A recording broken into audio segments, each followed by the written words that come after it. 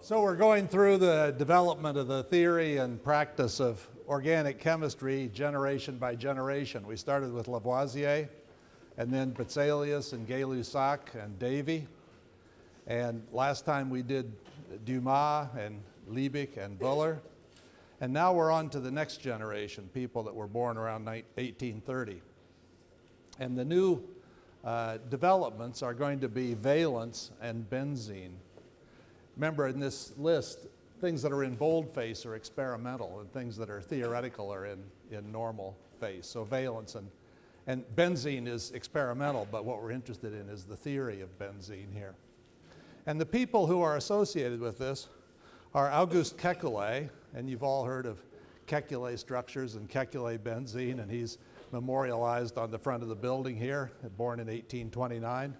But few of you probably have heard of Archibald Cooper, who is not on the front of the building and was born 2 years later in 1831.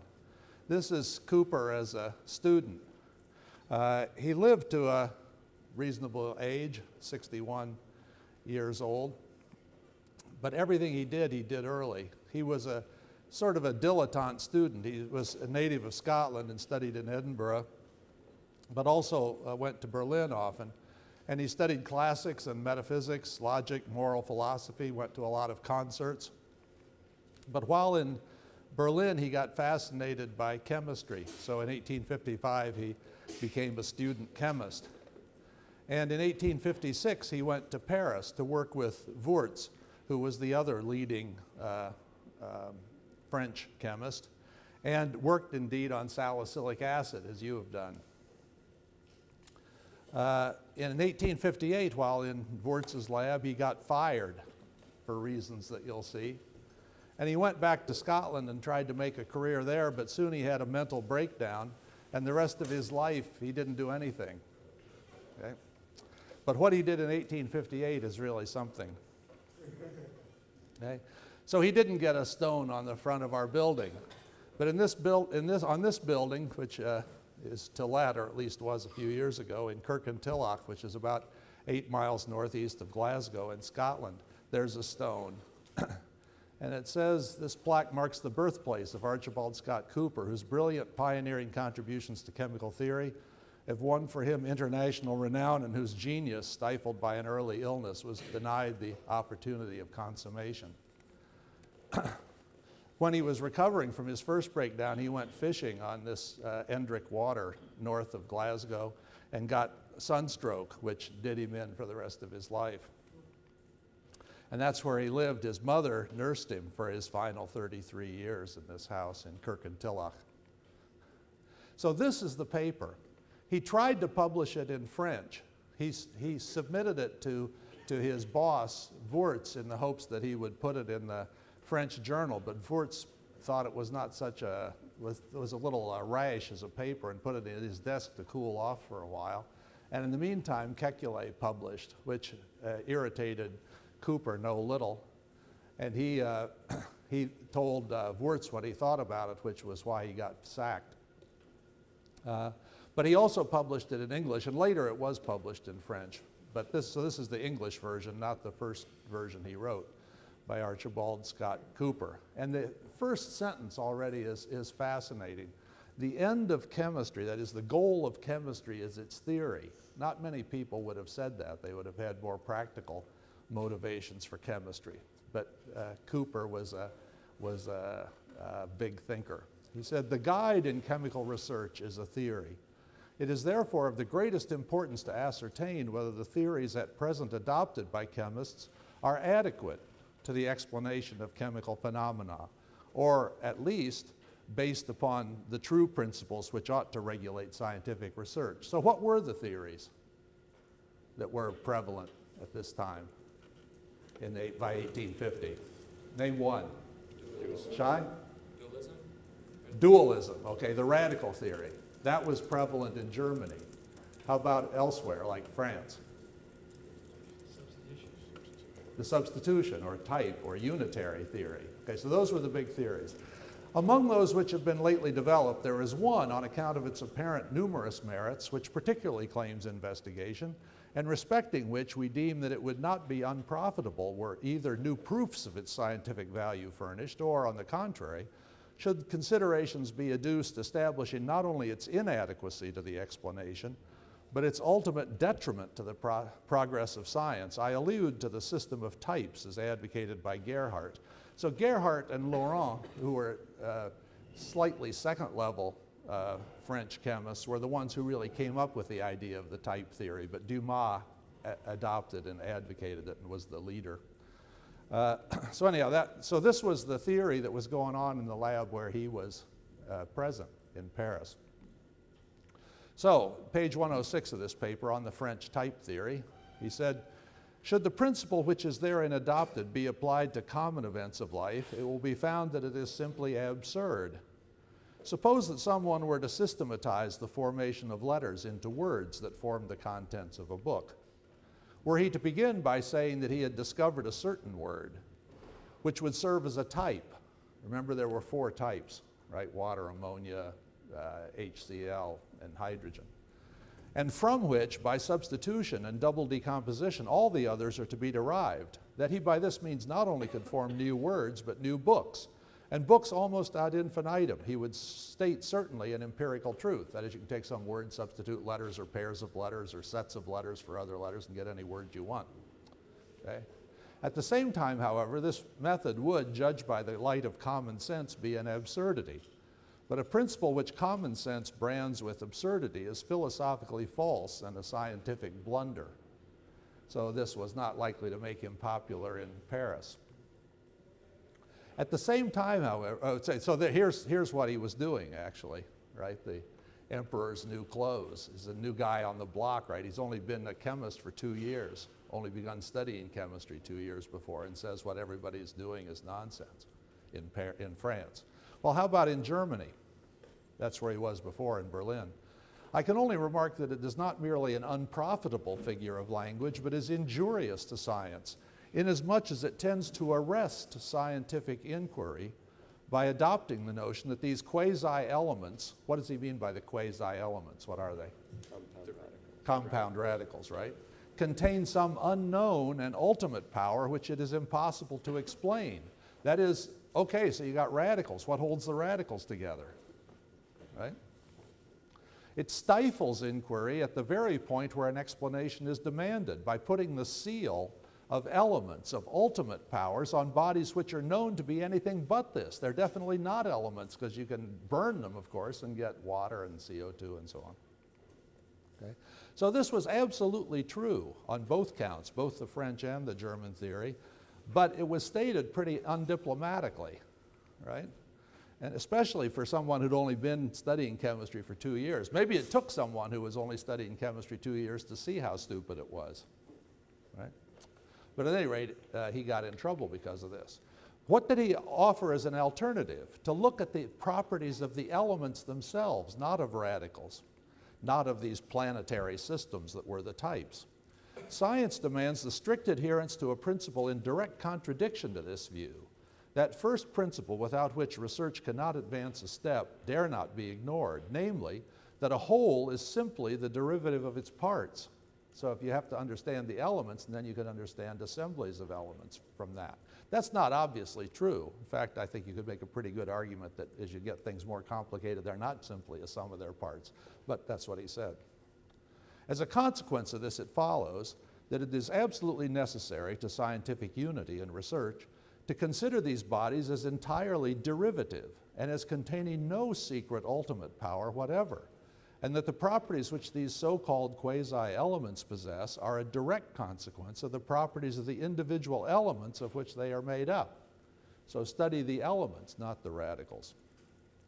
And he began by saying he'll focus on carbon, which is not surprising for an organic chemist. In applying this method, I propose at present to consider the single element carbon. This body is found to have 2 highly distinguishing characteristics.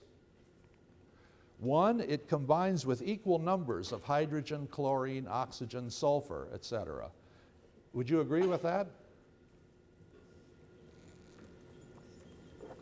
How could he say so?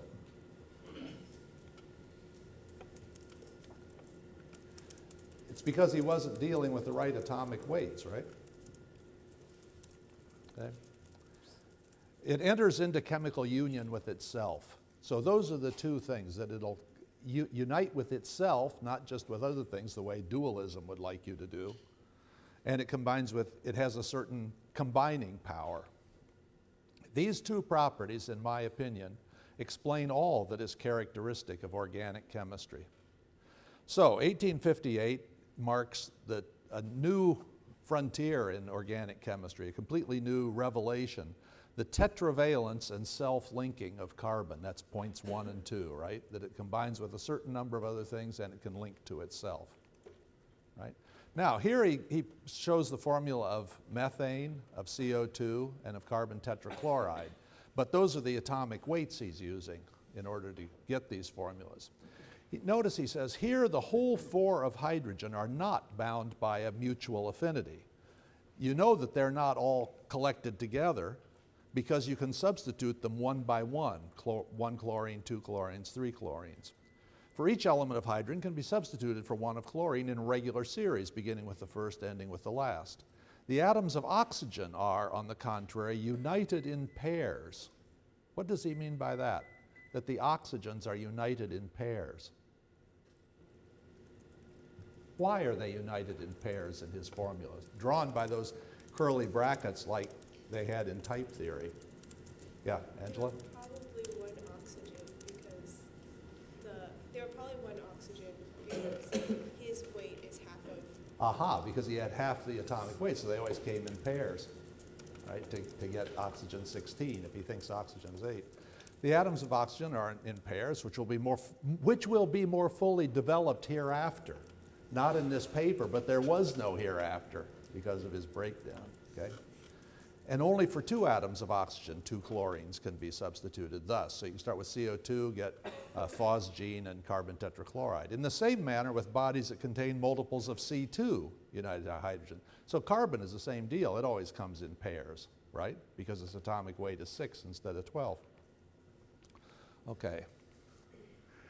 Take the inverse of this. If the 4 atoms of hydrogen were bound together, we could evidently expect to form such bodies as H4Cl4, right? If the 4 were all held together and could make 4 bonds, right, then you could get H4Cl4 or these other compounds. One would naturally expect to find carbon substituted for chlorine, find bodies like H4Cl2, C2, and so on. These bodies are not only unknown, but the whole history of hydrogen might be investigated and not a single instance be found in favor of the opinion that it has any affinity for itself when in union with another element. Okay? So that, remember, getting all the chlorines together was Schwindler's idea. Okay, so here, now that he have the idea that these atoms associate together, it makes sense to talk about a structure, right?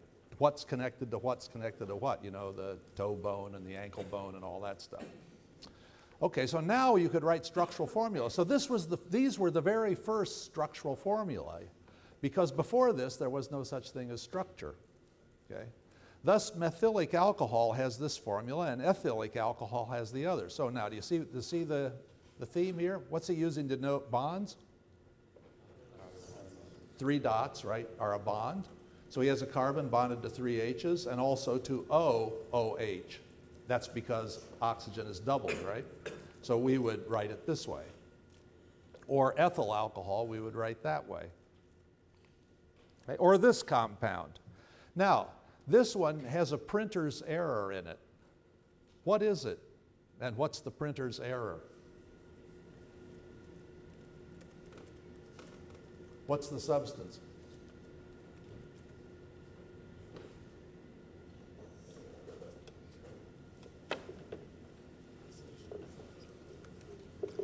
Seth, can you read it off to me? Start from the left, bottom left. What is it?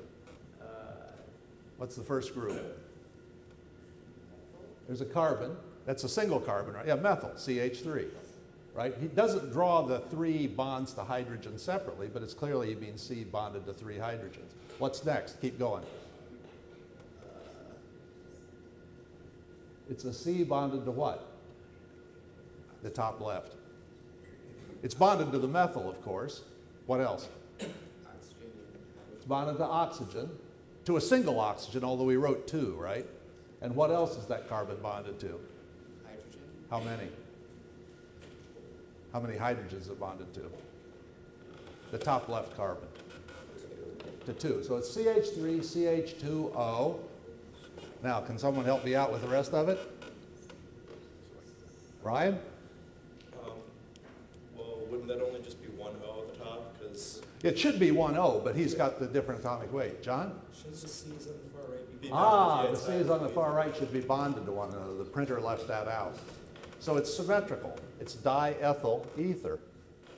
Okay, and it's the correct structure for it, except for the printer's error. Okay? Now, he says, there is no reaction found where it is known that C2 is divided into 2 parts. It is only consequent, therefore, to write, as Gerhardt does, C2 simply as C, it being understood that the equivalent of carbon is 12. So he changed it in this paper to be 12. So now his formulas are going to be more like ours, right, without the C2. So he has a formula for glycerin and one for glyceric acid.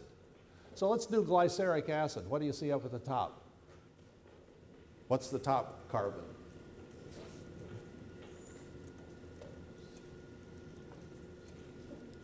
Max, what do you say? What's it bonded to, the carbon at the top on the right? Onto a hydrogen, 1 hydrogen, OH group, an OH group, and another pardon me?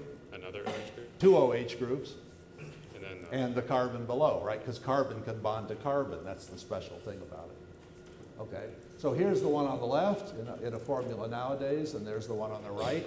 And it turns out he guessed a bit wrong, because he put 2 OHs on the top carbon and none on the middle one, and it should be the other way around. So in truth, he should have changed those 2. Of course, he had no way of knowing it. And the same on the right. Okay, so but he's pretty close with his structure. But probably the most remarkable thing is his structure for glucose, which is shown here, and which, now he doesn't show the vertical bonds between carbons. He uses this curly bracket, so that's a little reminiscent of type theory. But clearly that's what he meant, was the carbons to be bonded to carbon. So that's the formula he wrote. And that's the correct structure for glucose if it's hydrated. Okay? So you can add, glucose is an aldehyde, CHO on the bottom, double bond O. So you can add water to the aldehyde, that actually happens, and you get the structure he wrote here. So it's right if the glucose is in water, right? So try yourself. This is a good exercise for reviewing what we've been doing. It's depending on how you define it, it's a 2 or a 3-step sequence of HOMO-LUMO interactions that take water plus an aldehyde into a diol, which is what you have here. So try that one out.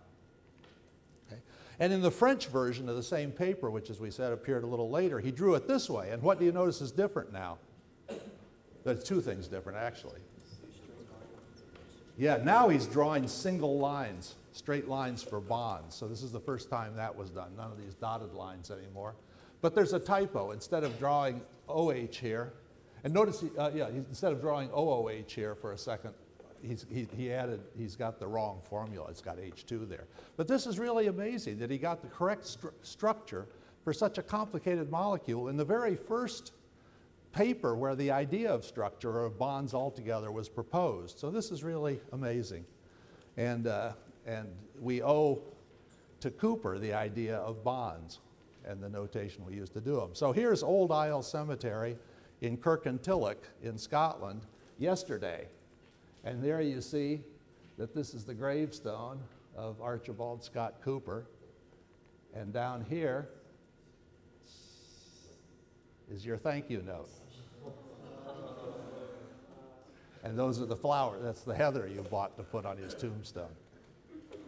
So that was our secret thank you note. And we thank Susan Frew for being our agent and delivering this yesterday.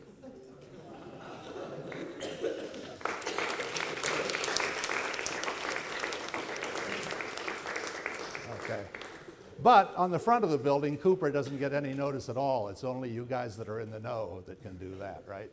On the front of the building, they say Kekule. So let's talk about Kekule. And we'll also talk about Hoffmann, whom we mentioned before as the guy in the top hat on the right end of that picture in Liebig's lab in Gießen.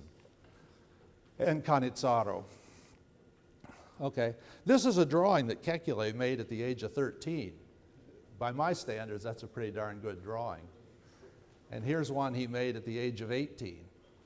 And he went to Gießen University to study architecture, right? But while he was there, he went to Liebig's lectures and got fascinated by chemistry and became a chemist.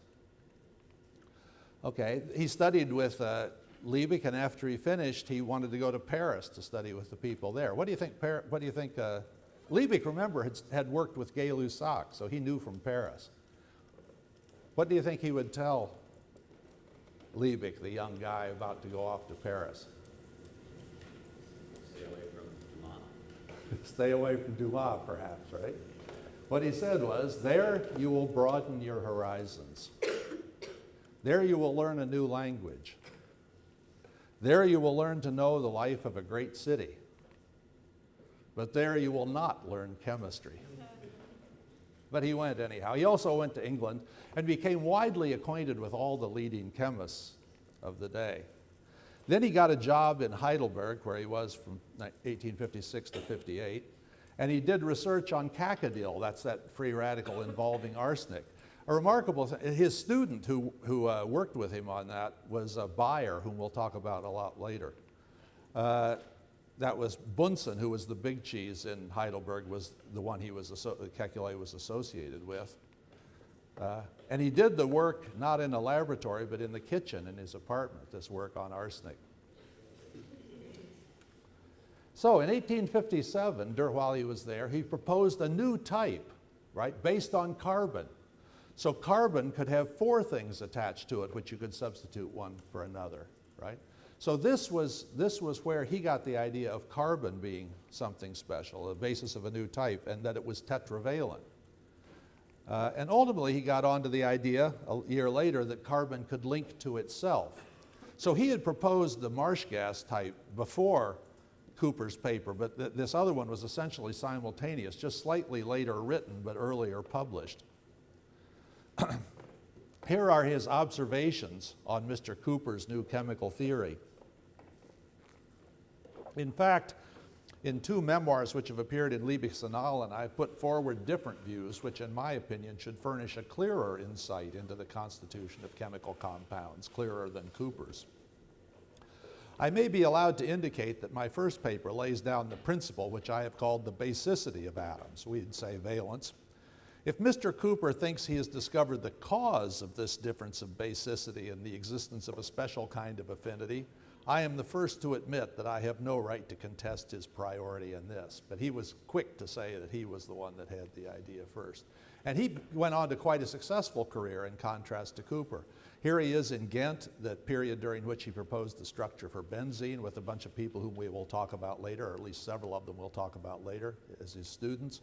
And then he became the leader in Bonn in a big new chemistry institute there. Here he is in 1872, and we'll talk a lot about this guy on the right here.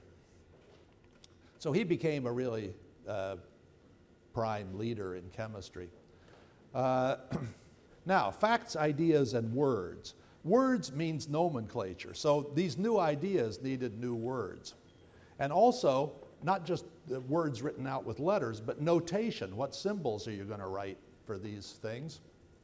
And a further development of that is actual physical models that you could put together, right, to show what you're talking about with molecules if they have structure. So Hoffmann was great with language. He actually went and became a leading professor in the Royal College of Chemistry in London, because Prince Albert, you know, Victorian Albert was a German. So he had a lot of connections with German chemistry and went to Liebig. Liebig said, Hoffmann's a great guy, you should get him, so they got him. So he came to London and was completely fluent in English and very good at languages altogether. And he had the idea of systematizing the names of hydrocarbons. He was going to base it on Latin roots, so 4 will be quart, right? What do we say for 4? butane, right? We talked about that last time. So quartane is the start. And then you can start pulling hydrogens off and have names for the radicals. So if you pull one hydrogen off, it's quartile, because eel, remember, is the root that means radical. And then you can pull a second hydrogen off, then you have quartene. And then you pull a third hydrogen off, it's quartene-eel. And then quartine, quartine-eel, quartone, quartone-eel, quartoon, quartone-eel. What was this system? How can you remember which one is quartoon? Yeah. It's the vowels in order, A, E, I, O, U. And we preserve the A, the E, and the I, although we write Y instead of I for alkyne, right? That's where it came from Hoffman. But the quart didn't stick because bute was well established by then. Okay, now how about Kekulé's, so that's words, how about notation? So in the paper where he proposed benzene in 1865 while he was in Ghent, he says, in a footnote, for greater clarity, I am presenting at the end of this note a table giving graphical formulae for most of the substances mentioned. The idea that these formulae are designed to express is rather well known now, so it will not be necessary to dwell upon it. I'm keeping the form that I adopted in 1859 when expressing for the first time my views on the atomic constitution of molecules. So 1859 was at the time he was proposing valence and so on. 1858 was that, remember? So this is now 5, 6 years later, and he's applying it to benzene. This form is nearly identical with that which Monsieur Wurtz used in his beautiful lectures on chemical philosophy. It seems to me preferable to the modifications proposed by Messrs. Loschmidt and Crum-Brown. So let's first look at what Loschmidt did in Crum-Brown. So here's what they said, to which Kekulé considers his superior. Well, first let's think, what should a formula show, right? What's the very first thing a formula should show? It has to correspond with the facts, right? So what facts do you deduce about a molecule? What should a formula show? Kevin? What elements are in the... What elements are there? Carbon, hydrogen, oxygen, chlorine, nitrogen, whatever. Okay, what else? Shai? The ratio of those elements. The ratio of the elements, right? The Berzelius also had this. But what's going to be new? I think I've got that there, right? Composition, the elements and the number of atoms. What next? Now you got the new theory, the valence theory. Sherwin? Structure. The structure, what do you mean by the structure? The relative positioning. You mean like X, Y, Z coordinates? You could write, numbers. Here's the origin. I'm going to give this, 1.238 and so on. What? Then which atoms are formed. Which ones are connected to one another, right? Not their positions in space, but this is connected to this valence goes there, and so on. Okay, so Berzelius was already fine for composition, but now we also need to show constitution. That's the second C, is constitution, which means the nature and sequence of bonds. Now, sequence is clear. This is bond to this, bond to this. What do I mean by the nature of the bond? How could bonds differ in their nature?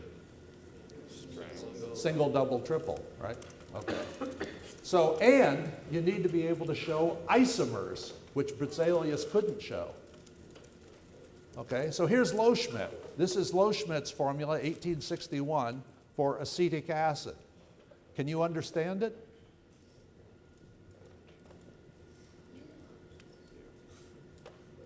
Andrew, what do you say? No hope? What do you think the stuff on the left is? Pardon me?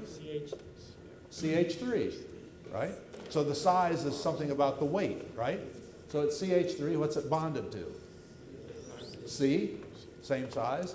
What's it bonded to? O, H, and what's special? Double bond. So he's got a way of showing a double bond, right? So we can easily understand it. Okay, now here's Crum-Brown. Now that's benzoic acid in Crum-Brown's paper. So the COOH is even clearer than it was in Loschmidt, right? What's a double and single bond? The same thing we use now, okay? What's different is the C6 part and 5 hydrogens attached to it, but we don't really know how the C6 is arranged, although he also showed this one for phenol, which is a benzene with a hydroxyl group on it, OH. So there you see a ring, double, single, double, single, double, single, And H is attached to all the carbons except for one, which has OH. So that's easy to understand. Shai? Where does the idea of double bonds come from? I feel like it's just... Because if you say carbon has 4, then you have to figure out where the 4th one is, right? If it's associated with 3 atoms but can make 4 bonds, it must make 2 to one of them. That's the idea anyhow. Or it could be, you know, that they all go to the center of the ring, the 4th one, and so on. There are other ideas too. Okay, or here is a reaction in Crum-Brown's notation. So it's an aldehyde. You add a HOMO of cyanide and a proton to the O, and you get that compound, a cyanohydrin as it's called. So this is, it's almost identical. What difference is it from our current? How different is it? We don't draw circles around the elements anymore. That makes it faster to draw. Otherwise, it's essentially the same. Okay? Or here, he says there are 2 kinds of alcohols. True alcohol, which can lose water and give an olefin, or olefin hydrate, which can lose water and give the same olefin. What's the difference between the true alcohol and the olefin hydrate? How are they isomers? OH groups are the same. Russell? Right, the position of the OH relative to the R. Right? So he's explaining isomers here too. So those are pretty good, but Kekulé says his is ever so much better. This is Kekulé's structure of benzene from that same paper. Remember, he says at the end, I'm going to give my superior formula. So what in the heck is he talking about?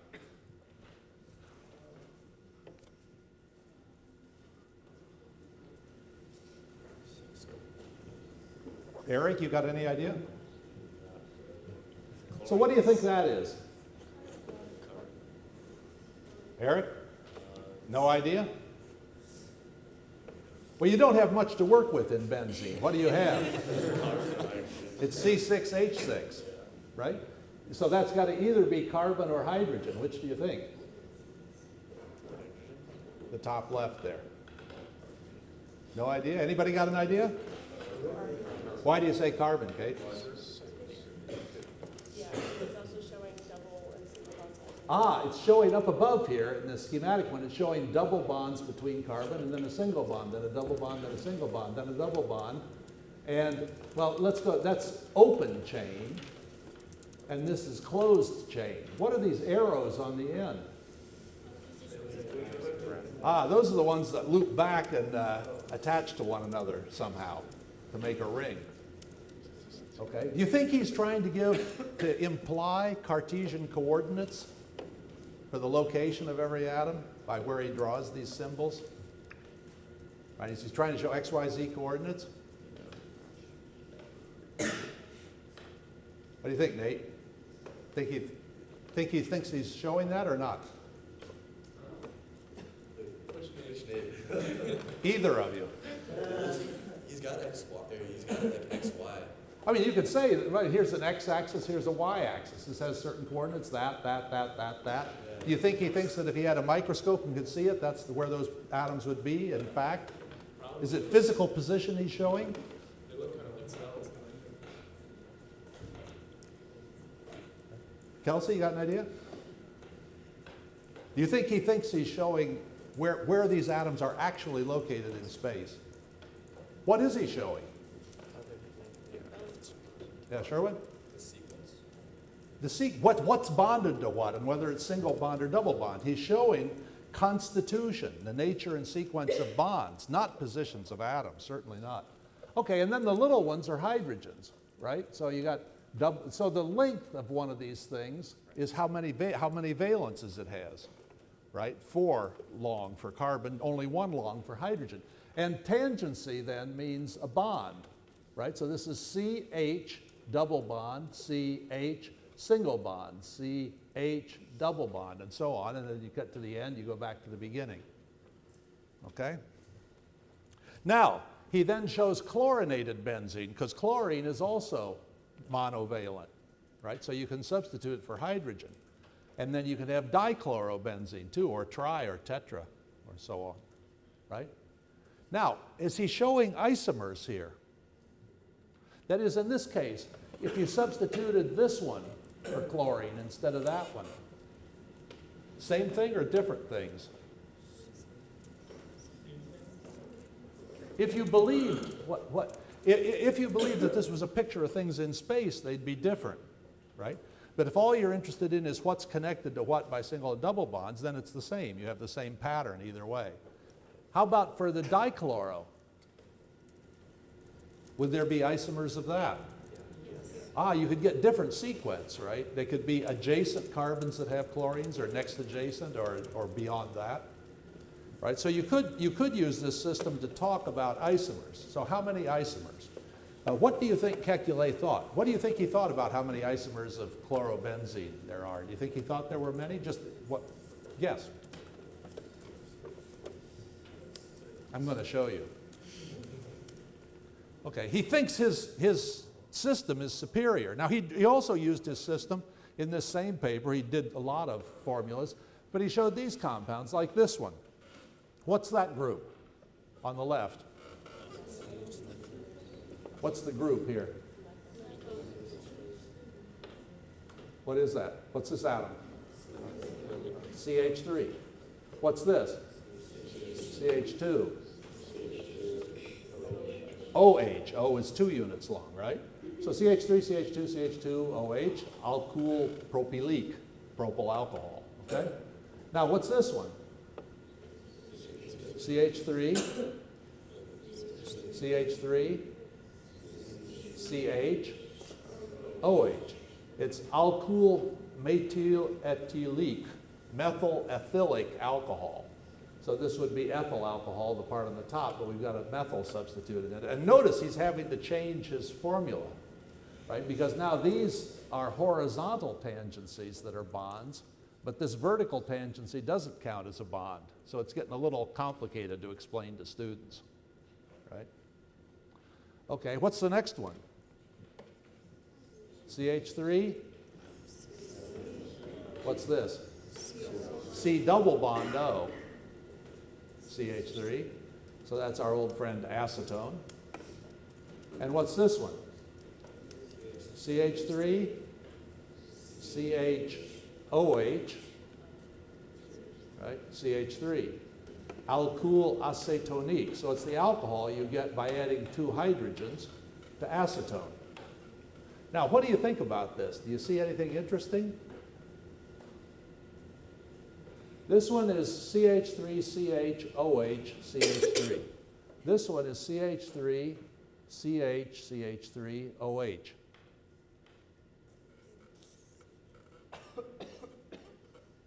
Sophie, what do you say? They're the same thing. They're the same nature and sequence of bonds, right? That one's what we know. That's that one, that one, that one. But the last and number 28 here are the same thing, but he draws different formulas for them. So his system is not showing isomerism properly, right? He drew these different. He didn't say they were the same, right? And they were thought to be different because when you prepare it one way and when you prepare it another way, you get a different boiling point, say, or something. I actually don't know what the data was, but there was some difference. It said there were these 2 different compounds. Did you ever get a wrong boiling point? So did they, right? It just turned out the experiment was wrong. But that shows that his system is not as good as these other systems, but whatever he said. Okay, now how about physical models of molecules? Well, here's a great patent that was issued by the US Patent Office to Samuel M. Games of Glasgow, Kentucky in 1868. And we can read about his description of what's so good about this. He says, now, if a class thus instructed be at the recitation bench, so here's our recitation bench, right? And one of them is requested to form carbonic acid, he will walk quickly to the table in front where the box is open and place on one of the shelves a cube marked 6 and 2 marked 8. Carbon 1, oxygen 2. If requested to form lime, he will place on the shelf a cube marked 20 and another marked 8, oxygen, these being the elements of lime. These cubes being all placed in contact and the pupil being asked, what have we now? Answers, carbonate of lime. Right? Okay. Another pupil may then be asked to give the proximate analysis. for carbonate of lime. And the cubes before him will indicate the answer and fix it in his memory. It is composed of one equivalent of carbonic acid, 22, and one of lime, 28. You just pull them apart and you see what the proximate analysis is. Another may be requested to give the ultimate analysis. And by the same means, he is furnished with the answer. Carbonic acid is composed of one atom of carbon, 2 of oxygen, and lime is composed of one atom of calcium and 1 of oxygen. The intelligent educator will see at a glance that in this chemical alphabet, he has the means of at once arresting the attention of his class and converting what had hitherto been an irksome task into a pleasant recreation. The atomic theory, the characteristics of affinity, the law of multiple proportions, the nomenclature, isomerism, etc., may all be learned in half the time required heretofore and learned so as not likely ever to be forgotten. Now, what do you think? Would this show the atomic theory that molecules or substances are composed of atoms? Does it show it? Yeah. Okay, how about the characteristics of affinity? Single, double, triple bond, valence, and so on. Show that? Not in any obvious way that I can see. So I doubt that one. How about the law of multiple proportions? Remember what the law of multiple proportions was? You have the same elements. If you have A parts of A, B parts of B, and so on, all that stuff, then what AD will be and so on. Yeah, Max? Why did Kukla only show 1 oxygen in his notation? Pardon me? Did Kukla know what the exact mass of oxygen was? Because he only had 1 in his notation. Yeah, but notice everything here is halved, Oh, okay. so it's okay. They're right proportions, right? Okay. But multiple proportions, you have to know something about how many of one associates with how many of another, which isn't obvious here. Okay. Nomenclature? Well, maybe. Calcium oxide and so on, CO2. Isomerism, that you can have the same things differently arranged. Well, obviously you could put the blocks on top of one another or beside one another, but how do you know how many you should do, right? Not very clear to me that this system works well. So those models are good for some things, but not good for an awful lot of things. Okay, now James Dewar in Scotland, a student, had the idea of using brass strips to show models. And in fact, he could put these black balls on. He said, to make a combination look like an atom, a thin round disc of blackened brass can be placed under the central nut.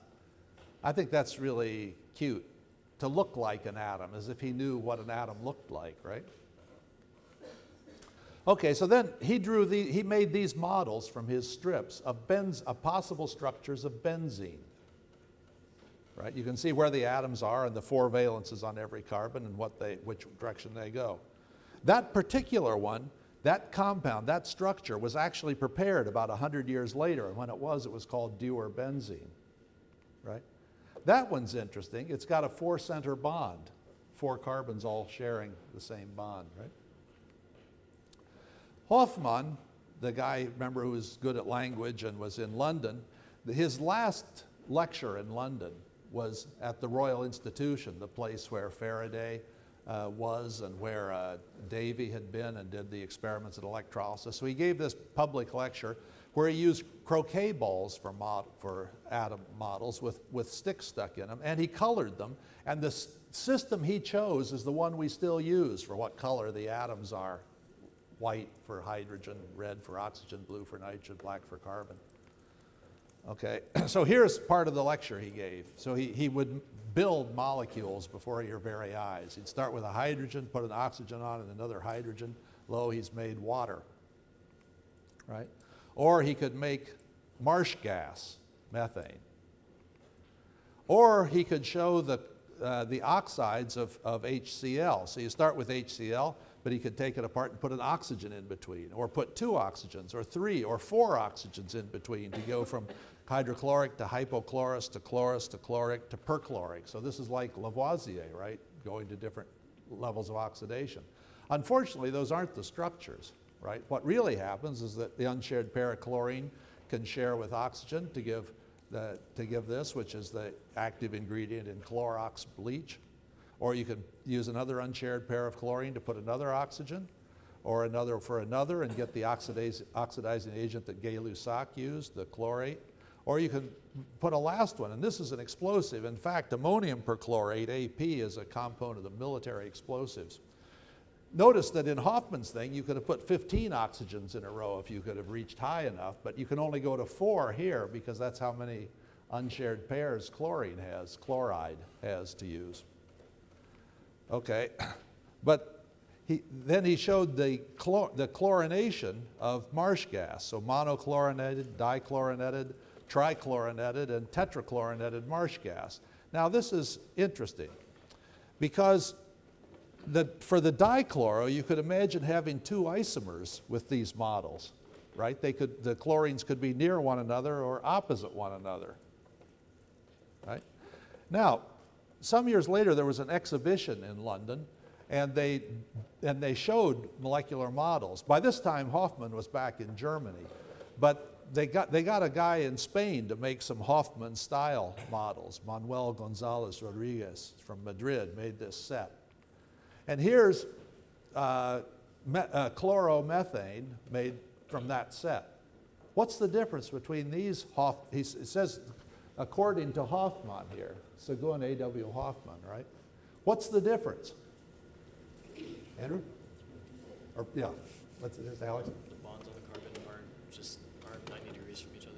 They're not 90 degrees from one another. They're 109.5 degrees from one another. It's a tetrahedron, not a square plane, right? Now, what does that say about isomers? So suppose we substitute another chlorine. There's a dichloro. There's a different dichloro. There's a different dichloro. How about it?